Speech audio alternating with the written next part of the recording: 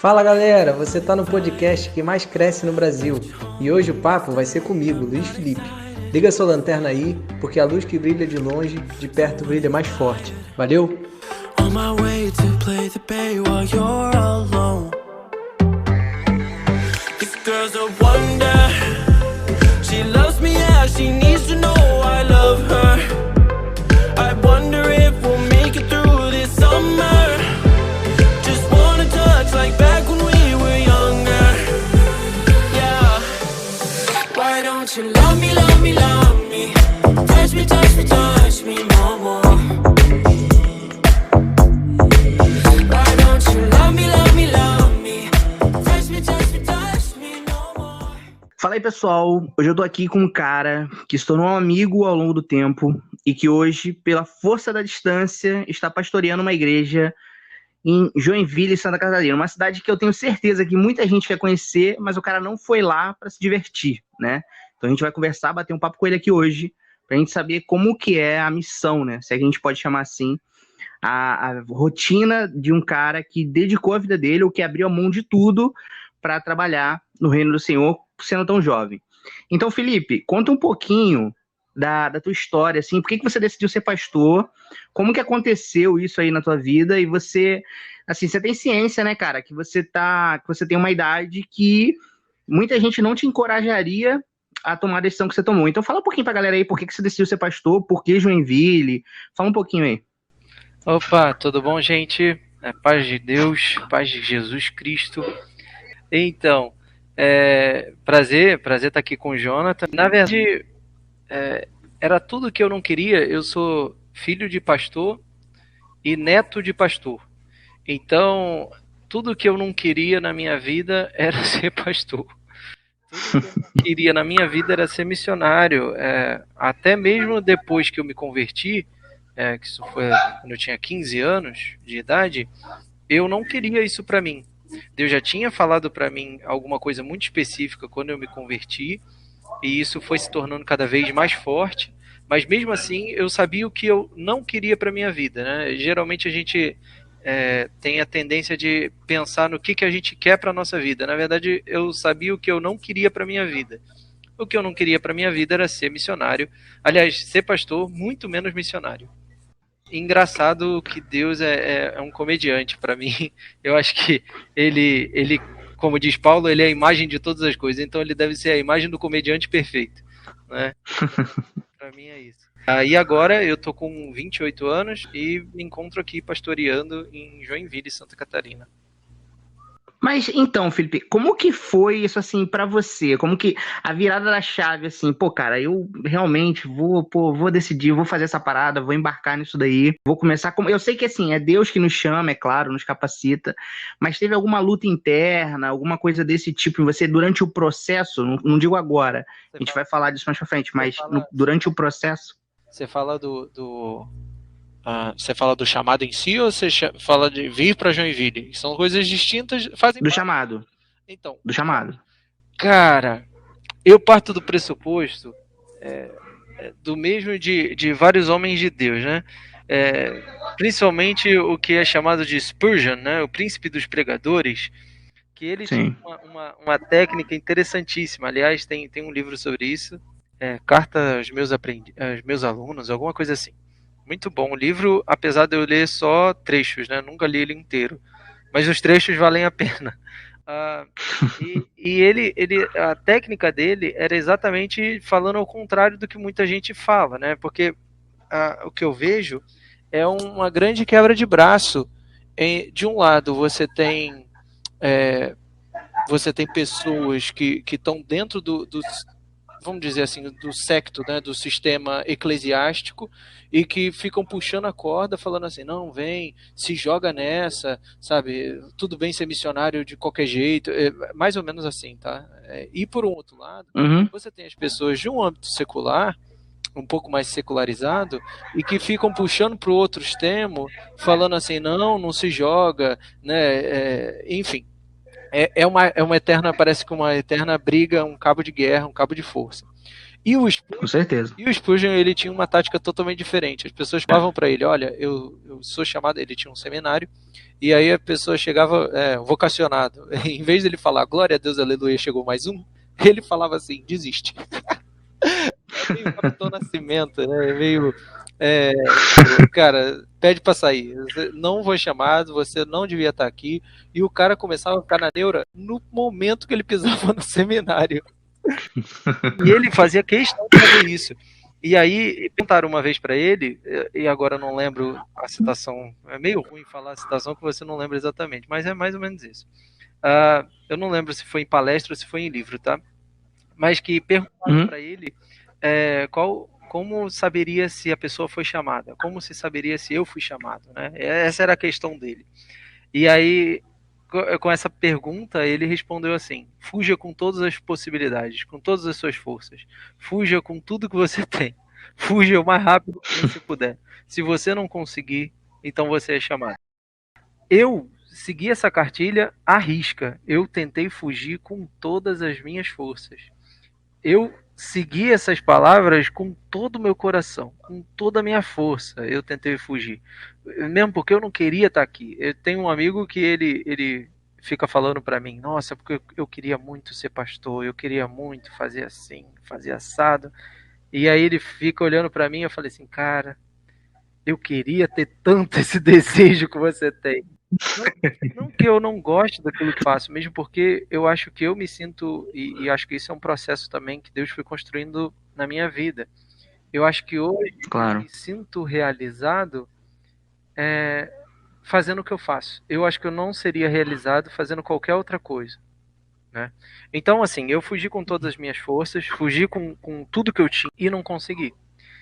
Comecei a fazer faculdade, fazia faculdade de arquitetura, e eu era um bom aluno mesmo. Tão aplicado que tirava as melhores notas da turma. E não falo isso para me gabar, mas e sim pelo empenho do gosto daquilo, né? E tem pessoas que se tornam missionários, se tornam pastores, infelizmente digo isso, por falta de opção. Porque falam assim, é verdade, não dei certo nisso, não dei certo naquilo, então eu vou virar pastor, ou então eu vou virar missionário, ou então eu vou tornar em algum lugar. Eu me sentia plenamente realizado fazendo aquilo que eu fazia. Eu era bom, relativamente bom naquilo que eu fazia. Eu era aplicado naquilo que eu fazia, mas eu dava o dízimo. Eu era um cara que lia a Bíblia todo ano. Então, eu era um bom crente, mas eu estava fora daquilo que Deus queria para mim. No dia que eu entendi aquilo, a minha vida permaneceu uma eterna crise dentro de mim. Uma crise se instalou e ela faz parte, viu, Jonathan? Ela faz parte de todo aquele que é chamado. Então, eu acho que uma das maiores marcas, se eu pudesse falar assim, abertamente, e foi o que me motivou e me mostrou que eu era chamado, é que eu tinha uma crise não resolvida dentro de mim. É aquela questão da vocação, né? É nesse sentido que você fala, essa questão da crise. Você se sentia vocacionado, mas assim, caraca, tudo bem que eu sou bom nisso daqui, mas eu seria realmente plenamente realizado se eu estivesse ali embarcando em outro barco, não nesse aqui. Que sempre vem numa fase que tá tudo indo, tudo diz pra você não... Bem, né? Tudo fala assim, cara, você é jovem demais. Agora, o Felipe, se tratando da sua idade, que eu acho que assim, é um tema que eu acredito que quando as pessoas tiverem acesso, assim, as pessoas vão levar um baque, porque tudo bem que a gente vê hoje semi-pastores, né, que a gente vê na internet aí, a galera falando um monte de heresia, né? Isso, eu não vou entrar nesse mérito aqui. Mas você foge um pouquinho a regra, porque não por você ser meu amigo, tá? Não vou fazer isso, mas você tem certa qualidade de material teológico, né? E assim, você foge à regra do padrão, né, daqueles pastores que tentam ali fazer algum tipo de pregação voltada ao emocional, esse tipo de coisa. Você busca ali uma linha mais teológica, né, que te agrade mais, que tenha certa coerência, com também o zelo pela escritura. Então, o que eu quero dizer assim, você sente que você está num barco sozinho, porque as pessoas que você tem de referência provavelmente são mais velhas que você. né? Então, assim, como que é esse sentimento de pastorear uma igreja, ser, entre aspas, né, ser chefe de uma igreja com a cidade, os membros, como que é o olhar da membresia, das pessoas, dos outros pastores, como que é isso aí? Difícil, porque é o seguinte, o nível não é só que você está olhando para o pessoal da tua idade e as pessoas da tua idade te olham e têm uma visão acerca de você, daquilo que você fala, daquilo que você faz. Não é isso. É que a própria comunidade que você está inserido, no caso, a minha comunidade aqui em Joinville, que eu faço parte, é uma comunidade de pessoas mais velhas, claro. Tem pessoas mais novas, mas a maioria velhas que você. São pessoas enfim, tem o dobro da tua idade, o triplo da tua idade, sabe? Que tem muito mais experiência. E é o que eu falo, a vida do vocacionado é cercada de crises. Cercada. Não tem um momento que ela seja assim uma vida, aliás, uma vida emocionante, vamos dizer assim. Não é que a crise seja o tempo todo, sabe aquele negócio de crise que você fica o tempo todo querendo cortar o pulso, não é isso não. Crise é aquele o tempo todo se questionando, matutando, aquele momento que você não para, você fica o tempo todo, não é que, você fica o tempo todo cogitando daquilo que está acontecendo, o tempo todo está acontecendo coisa, uma vida o tempo todo em evolução, não para, enfim. E aí tem um monte de gente que tem muito mais vivência que você, muito mais experiência com você, às vezes muito mais experiência de Deus, e você se pega perguntando, meu Deus, o que eu posso acrescentar na vida dessas pessoas que têm muito mais idade, muito mais experiência, muito mais vivência, às vezes muito mais tempo de Bíblia, às vezes o tempo que eu tenho de vida a pessoa tem de crente. Assim, é verdade. É uma crise constante. Mas por sorte, ou divina sorte, divina escolha de Deus que nos perfeito. Isso, que não é pela nossa capacidade.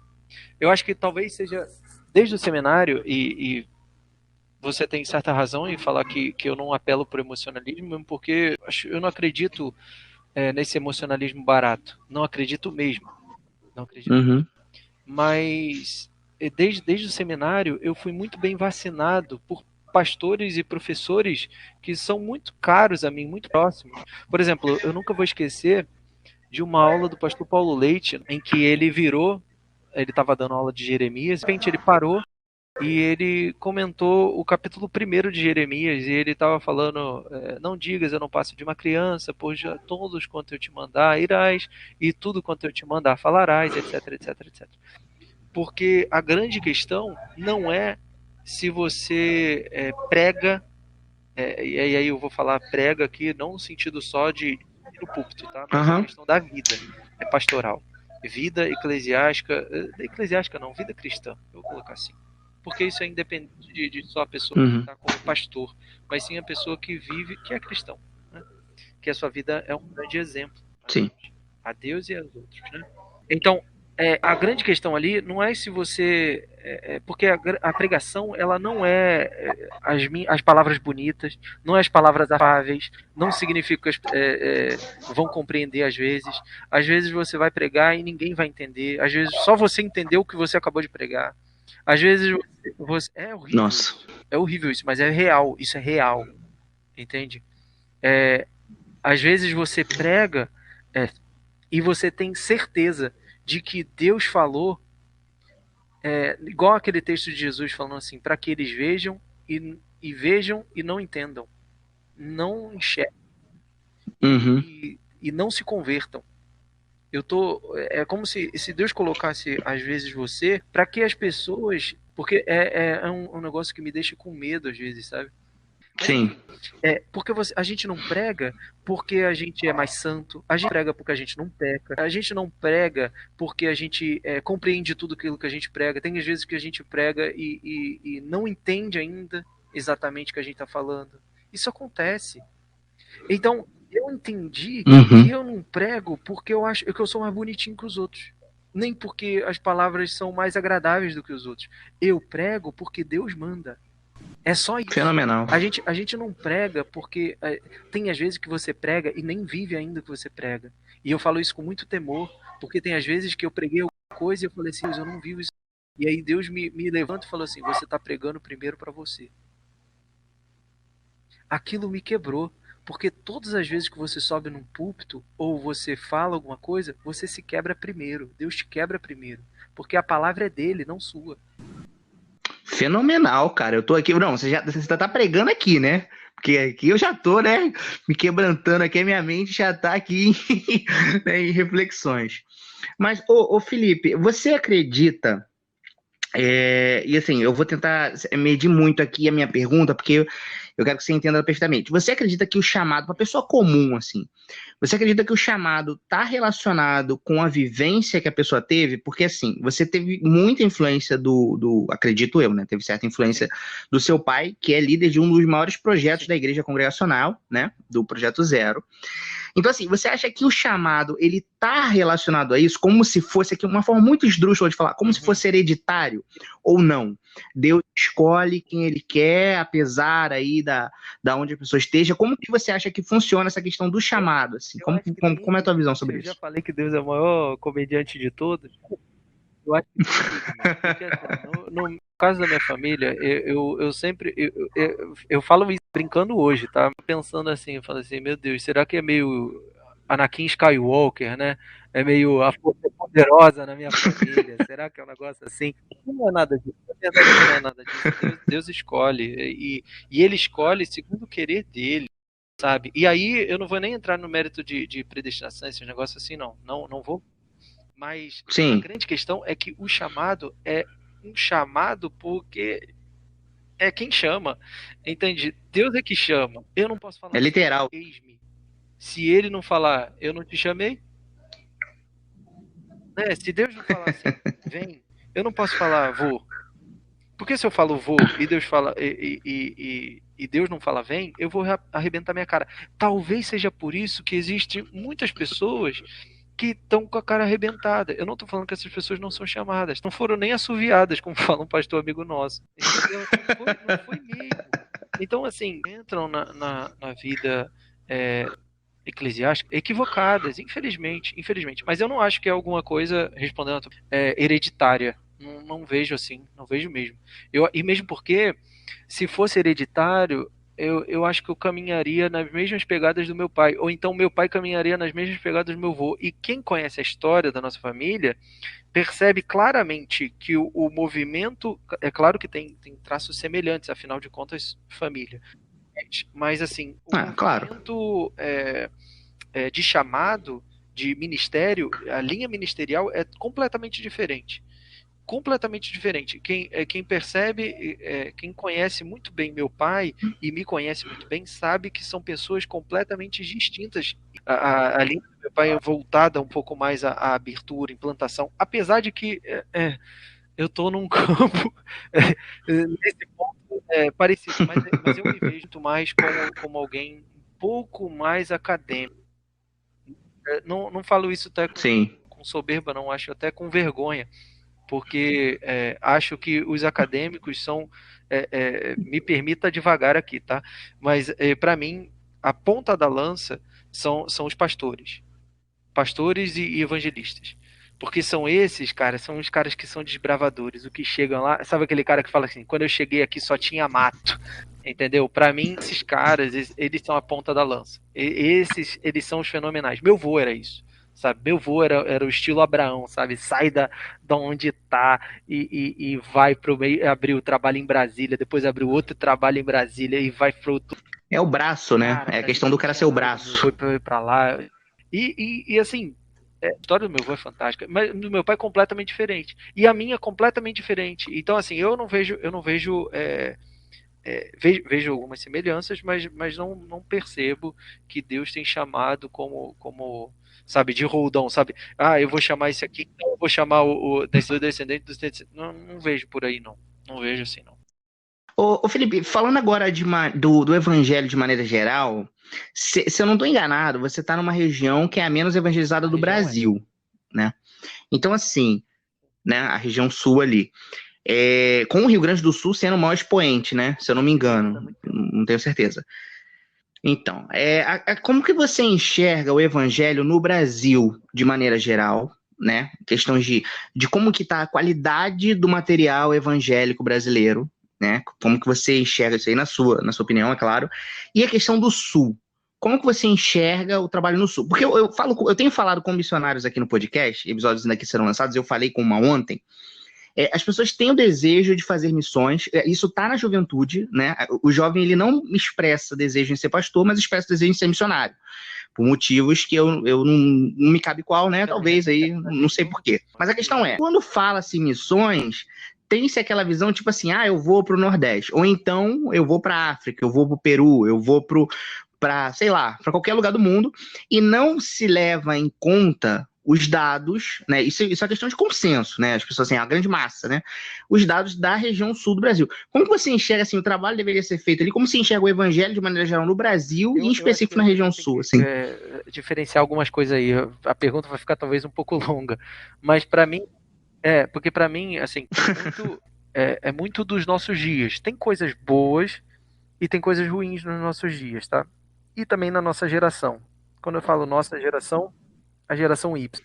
Geração Z também. Mas mais aqui o enfoque na geração Y, que é a que está agora mais ativa.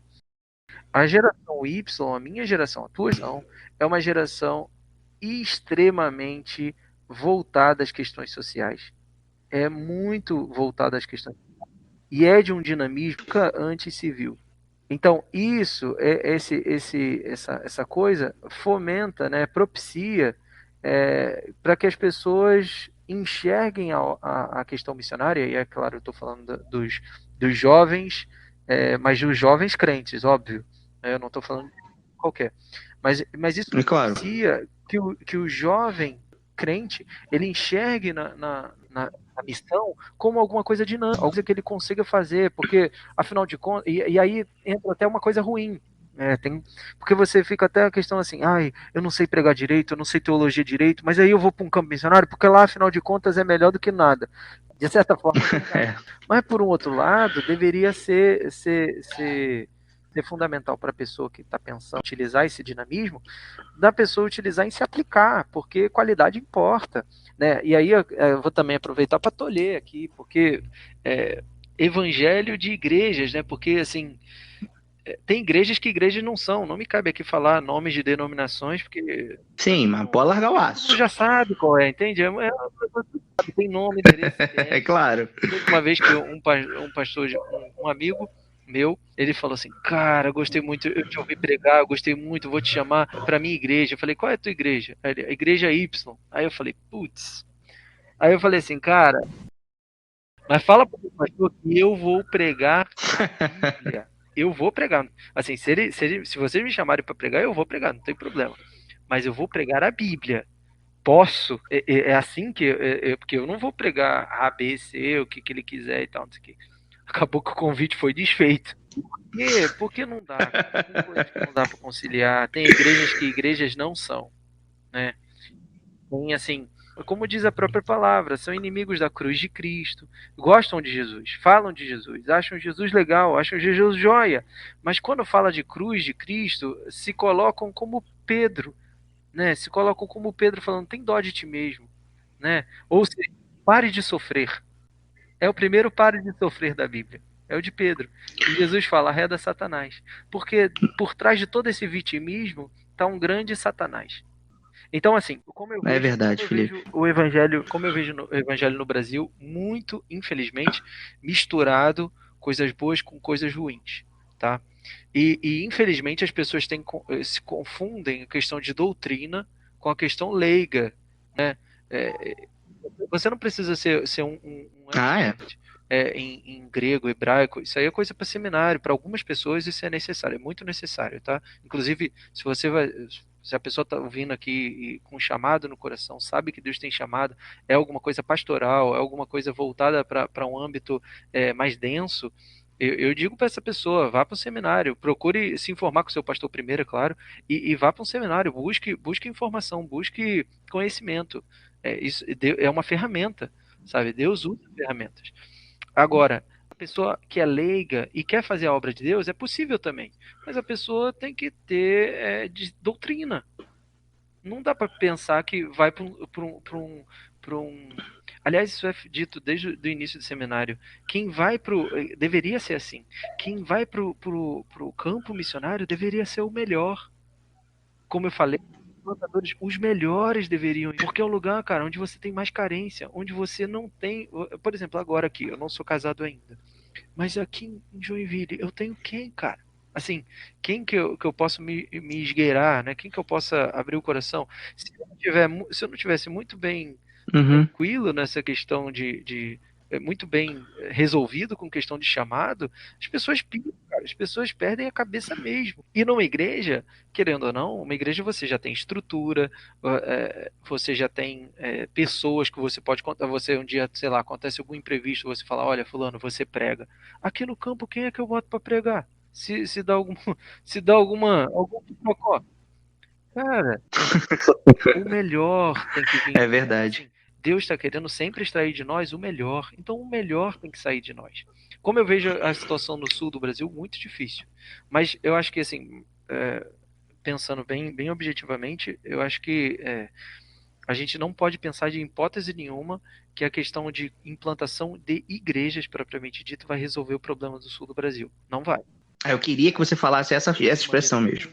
Continue. Assim. Talvez eu não devesse falar tão assim, mas porque, por exemplo, eu fico pensando aqui, daqui a 2 anos, 3 anos, alguma coisa assim, eu queria implementar outra igreja para cá em Joinville. Porque, querendo ou não, em termos de nível congregacional, e eu vou colocar congregacional porque é o ambiente que eu vivo, claro. Mas assim, até em nível, pro lado de cá, onde o nosso campo missionário só tem a igreja congregacional de Joinville, só em um lugar, e do outro lado da cidade, onde é, vamos dizer assim, a parte mais central, não tem pouquíssimas igrejas. Pouquíssimas igrejas. E é onde tem muita gente que mora. Então o que acontece?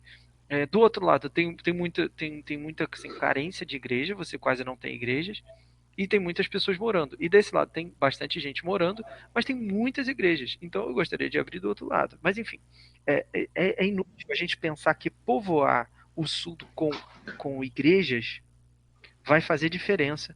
Se a qualidade das pessoas que vêm para cá também não tem esse entendimento de que que o evangelho, inclusive no dia a dia. Inclusive no dia a dia. E é uma coisa que eu tenho pregado aqui na igreja, né? Eu falo assim, todos nós somos missionários. Vocês estão num campo missionário, vocês estão numa igreja, mas é um campo missionário. Todos nós fomos chamados para demonstrar o caráter de Cristo, o caráter cristão. Eu estou querendo trazer isso de volta. Porque, cara, cristão é porque as pessoas confundiam aqueles homens e aquelas mulheres do primeiro e segundo século com Jesus. Era uma conotação pejorativa. Quem deu esse apelido não fomos nós. Não fomos nós nos auto-intitulamos cristãos. Foram as pessoas de fora falando, olha como eles se parecem com Jesus. Era uma ofensa, olha como eles se parecem. Entendi, era uma ofensa. Tem um historiador do primeiro século, quando ele está vendo aquele martírio todo dos cristãos, e aí ele escreve para o imperador, e ele escreve assim, imperador, eles estão assim, assim, assim, eles são isso mesmo, mas vejam como eles se amam. Cara, que atestado maravilhoso. A gente não pode mais dizer isso da Igreja de Jesus hoje. Ou melhor, não é que a gente não possa dizer, mas ela está tão imiscuída de coisas tão podres. Ela está tão misturada com tanta porcaria, cara. Então eu fico pensando assim, por mais que a gente precise de igrejas, a gente precisa de crente. Por mais que a gente precise de pastores e missionários, a gente precisa de doutrina. Mas é doutrina, não é usos e costumes, é doutrina. Eu estava conversando com uma senhorinha agora, Dona Nena, tá vindo agora para a igreja.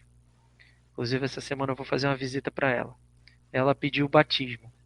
Católica a vida toda, pediu batismo. É porque ela já começou a entender o que é batismo. Batismo, cara, 86 anos. Isso é lindo, né, cara? Entendi. Quando eu falo que a gente precisa de igrejas propriamente dita, é porque a gente pensa na questão de encher templo. Eu falei isso na primeira vez que eu estive pregando aqui, mas é verdade. A gente não tem que pensar na lógica do templo cheio, a gente tem que pensar na lógica da cidade cheia, do templo que é vivo. Eu vi um tempo atrás um pastor do Rio Grande do Sul fazendo uma pregação em cima de Neemias, e ele fala que é um pastor bem polêmico, mas tentei tirar algo bom ali. E ele fala que uma das grandes preocupações da igreja tem que ser com a cidade. E ele vai basear a pregação dele em como Neemias edificou a cidade lá, né? A reconstrução da cidade. E, cara, eu acho que vai muito nessa linha do teu pensamento, essa preocupação, né, com o material humano, né? Como se deveria dizer, né? Não é a questão da estrutura do templo, né? É aquele velho jargão, né? De qualidade e quantidade, né? Acho que se resume bem nisso.